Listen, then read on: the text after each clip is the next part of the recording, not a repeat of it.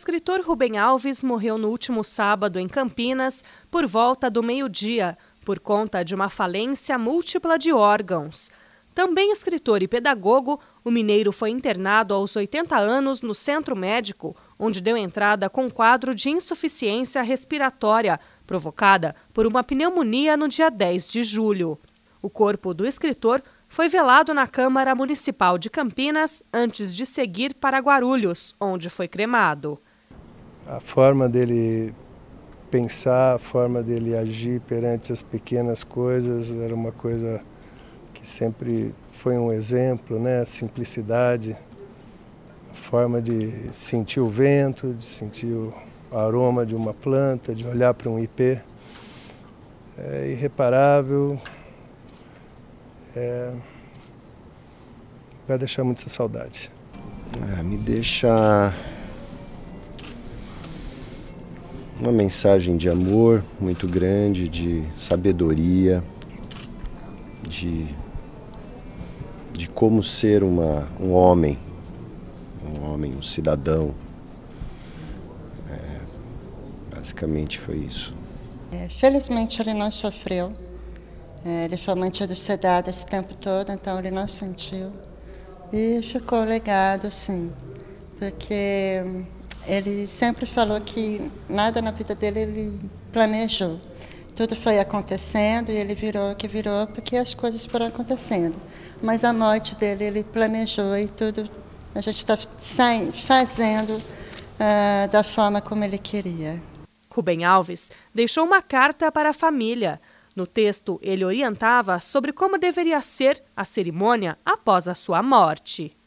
E ele pede para ser cremado, inclusive as cinzas colocadas num pé de ipê amarelo, que é uma das árvores da preferência dele. E nessa carta ele diz que não quer nenhuma cerimônia formal, religiosa, típica, padrão, mas que se alguns amigos se reunissem e pudessem ler alguns poemas, que ele ficaria muito feliz. E não coisas que ele escreveu, mas, na verdade, poemas dos poetas que ele amou.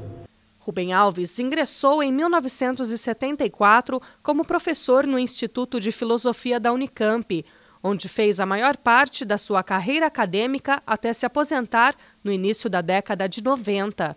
O Rubem Alves foi um prócer da Unicamp e ele sempre foi muito adiantado para a nossa época. Ele criou um jornal que misturava as duas palavras, saber e sabor. Ele achava que o saber tinha que ter um bom gosto. E um bom gosto não no sentido de elegância, mas no sentido de sabor mesmo. E ele brincava muito, e ele era uma pessoa que usava toda aquela cultura dele com facilidade, e ele misturava isso com Nietzsche, sobre a gente poder se levar a sério quando a gente faz isso e quando a gente não faz. Uma das últimas publicações dele, ele diz que a gente só pode se levar a sério com relação aos nossos alunos, o que para a Unicamp sempre foi um passo à frente. Rubem Alves escreveu mais de 120 livros sobre filosofia, educação, literatura infantil e teologia.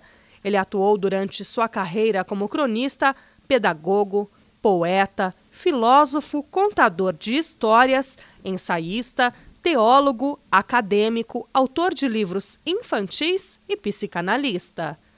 Veja, ele era membro da nossa academia desde 1980, são 34 anos. E ele tinha uma visão muito especial da educação e da vida, adorava a vida. E, adorando a vida, fazia com que todos tivessem também conhecimento do que era a vida. A maneira como ele escrevia era uma maneira simples, era uma maneira ideal para comunicação. Isso era fundamental. Prova disso são os livros todos que ele escreveu, mais de 160 livros.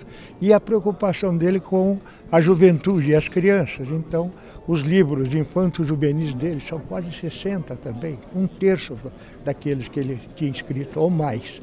Então, veja, ele passou uma mensagem de otimismo, uma mensagem de compreensão e de bem viver entre as pessoas. Isso, para mim, era fundamental. De família protestante, Rubem Alves se tornou pastor ainda no sul de Minas. Mais tarde, fez pós-graduação em Nova York, retornou ao Brasil e, por conta da ditadura militar, teve de deixar o país mais uma vez.